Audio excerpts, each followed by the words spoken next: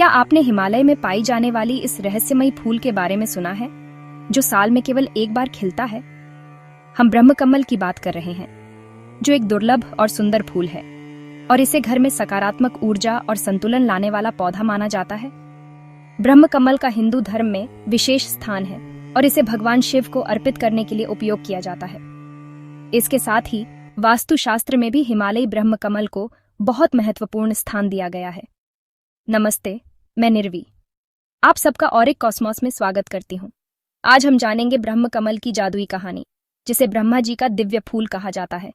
ये एक रहस्यमयी फूल है जिसका गहरा आध्यात्मिक महत्व है और जो सिर्फ रात में खिलता है और सुबह होते होते मुरझा जाता है। हिमालय के गहरे शांत जंगलों में एकांत आश्रम था, जहां महर्षि भृगु रहते थे। उनका जीवन ध्यान में बीतता था। अटूट एकाग्रता से वो ईश्वर से जुड़े रहते थे।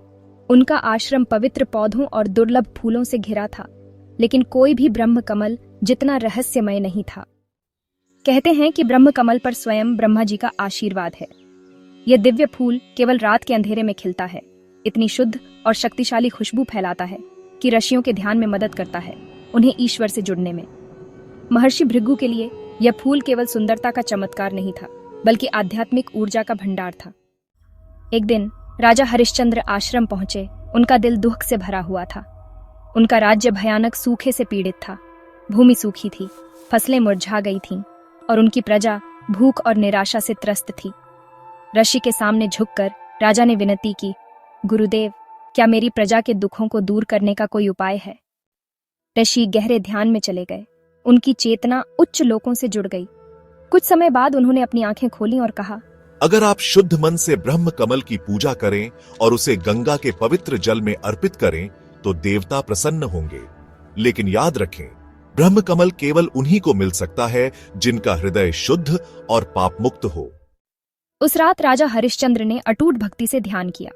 जैसे जैसे रात गहरी होती गई, एक दिव्य प्रकाश चारों ओर फैल गया और उनके सामने ब्रह्म कमल खिल गया, दीप्तिमान, चमकदार और अलौकिक सुंदरता से भरा हुआ। कृतज्ञता से भरे हृदय से राजा ने ध्यान से फूल लिया और उसे गंगा के पवित्र जल में अर्पित कर दिया। सुबह होते होते एक चमत्कार हुआ। आकाश में काले बादल छा गए और जल्द ही राज्य पर सुखदायक बारिश होने लगी। सूखी धरती फिर से जीवित हो गई और लोगों ने अपनी नई आशा का जश्न मनाया। राजा हरिश्चंद्र ने महसूस किया कि ब्रह्म कमल केवल एक फूल से कहीं अधिक था। यह एक दिव्य आशीर्वाद था, पवित्रता, भक्ति और आध्यात्मिक जागृति का प्रतीक। आज भी ब्रह्म कमल, जिसे वैज्ञानिक रूप से सौसूरिया ऑबवल्लाटा के नाम से जाना जाता है, हिमालय के ऊंचे क्षेत्रों में खिलता है। यह एक पवित्र फूल बना हुआ है जिसकी पूजा भक्तों द्वारा की जाती है, जो मानते हैं कि शुद्ध मन से इसकी पूजा करने से दिव्य कृपा, समृद्धि और शांति मिलती है। इस जादुई यात्रा में हमारे साथ जुड़ने के लिए धन्यवाद। अगर आपको यह कहानी पसंद आई हो तो लाइक, सब्सक्राइब और बेल आइकॉन को दबाना न भूलें। भगवान की कृपा से धन्य रहें और भारतीय पौराणिक कथाओं की और भी मनमोहक कहानियों के लिए औरिक कॉस्मॉस के साथ जुड़े रहें।